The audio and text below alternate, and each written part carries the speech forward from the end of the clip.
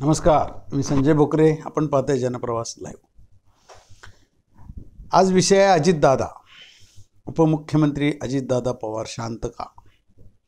ते बरंच बघा अंदाज आता सगळ्यांचे आपण बघतोय. राष्ट्रवादी पक्ष असेल, भारतीय जनता पक्ष असेल, शिंदे शिवसेना असेल, उद्धव उभाट असेल, ज्या त्या नेत्यांची आज फिजिकल बॉडी त्यांचं बघितल्यानंतर आपल्याला लगेच लक्षात येते कोण कसं काय. पण भाजप अंतर्गत जे वाद आहेत आत्ता लोकसभा निवडणुकीनंतर जे भाजप बॅकफूटवर गेलं आहे, त्याच्यानंतर जे RSS आणि काही कट्टर भारतीय जनता पक्षातली जी मंडळी आहेत त्यांना केंद्रातील नेत्यांनी घ्या, देवेंद्र फडणवीसांनी जे निर्णय केले त्यात अजितदादा पवारांना घेतलं आपल्याकडं. ही चूक केली, ही फार मोठी काहीतरी चूक केली, त्यामुळे हे सगळं अपयश आलं असं म्हणता येईल का? अजिबात म्हणता येणार नाही. त्यांना प्रवेश करताना काहीतरी विचार केले असतील, केंद्रीय नेतृत्वानं काहीतरी विचार केले असतील. त्यांना शरद पवारांना शह द्यायचं हे मुख्य धोरण होतं अजितदादांना घेण्यापेक्षा. अजितदादांना घेणं म्हणजे अजितदादा पण काय कमी आहेत का? अजितदादांना मानणारा वर्ग अर्थात मुळात तुम्ही बघा, लोकसभा हा विषय आणि विधानसभा फरक आहे. लोकसभेत आत्ताच अजितदादा राष्ट्रीय अध्यक्ष बनले. त्यांना दिल्ली तिथलं राजकारण याचा काय फार अभ्यास आहे का? अजिबात नाही असं मी म्हणणार नाही. अभ्यास आहे त्यांना, परंतु ते सक्रिय आहेत का दिल्लीच्या राजकारणात? तर नाही.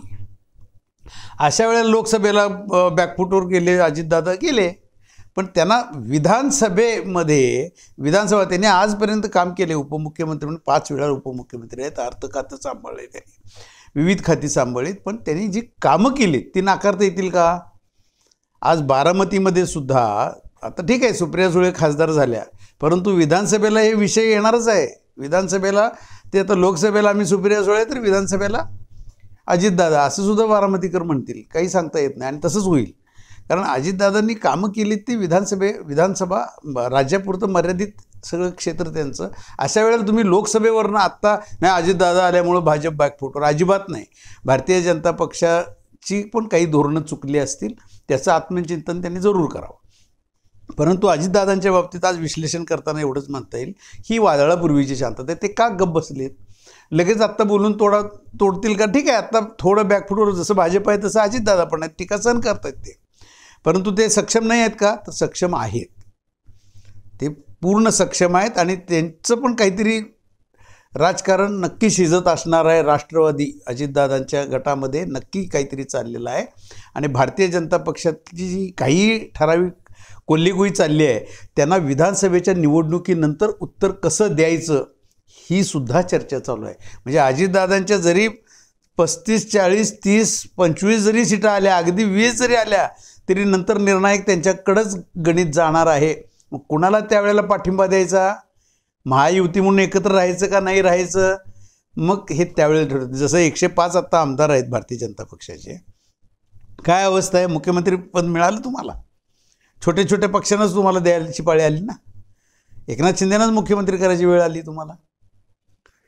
अशा वेळेला आता भारतीय जनता पक्षानं हे सबुरीनं घ्यायला पाहिजे होतं. अंतर्गत तुमचं राजकारण आहे. देवेंद्र फडणवीसांच्या विरोधात काही गटबाजी चाललेली आहे. अपयश आल्यानंतर सगळे बोलायला चालू होतं, तोपर्यंत बसतात. परंतु त्याच्यातनं अजितदादांना तुम्ही टार्गेट करणं म्हणजे अपयश तुमचं आणि टार्गेट अजितदादा, हे गणित कितपत योग्य होतं? ह्याचं आत्मचिंतन भारतीय जनता पक्ष करणार आहे का? आणि अजितदादा तर नक्कीच, ही वादळापूर्वीची शांतता म्हणतोय आपण, तसंच आहे अजितदादांचं. कारण त्यांचा अभ्यास चालू आहे आणि विधानसभेला जास्तीत जास्त कसे उमेदवार आपण निवडून आणू ह्याच्याकडे त्यांनी चंग बांधलेला दिसतोय. त्यांचे नेते राजकीय भेटतात आणि ते सांगतात की आम्ही आता उत्तर विधानसभेच्या निवडणुकीनंतर देणार आहे आणि त्यावेळेला मग महायुती का आणि काय ते बघू. म्हणजे याचा अर्थ काय समजायचा आता? म्हणजे तुमच्या 20, 22, 25 सीटा आल्या आणि प्रत्येकाच्या थोड्या थोड्या झाल्या, त्यावेळेला परत राजकीय समीकरणं बदलणार आहेत. त्यावेळेला कदाचित अजितदादा टॉपला सुद्धा असतील.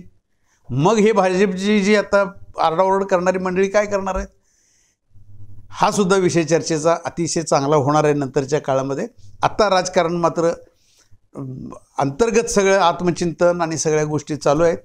आज अर्थसंकल्पसुद्धा अजितदादांनी चांगला सादर केलेला आहे आणि त्याचं आता इम्प्लिमेंटेशन किती काय हा आरोप प्रत्यारोप होत राहतील विरोधकांच्याकडनं. परंतु एक नक्की आहे, भाजप अंतर्गत गटबाजीतून अजितदादांना टार्गेट केलं जातंय का, तर ते केलं जातंय. आज इथंच थांबू, उद्या पुढच्या भागात.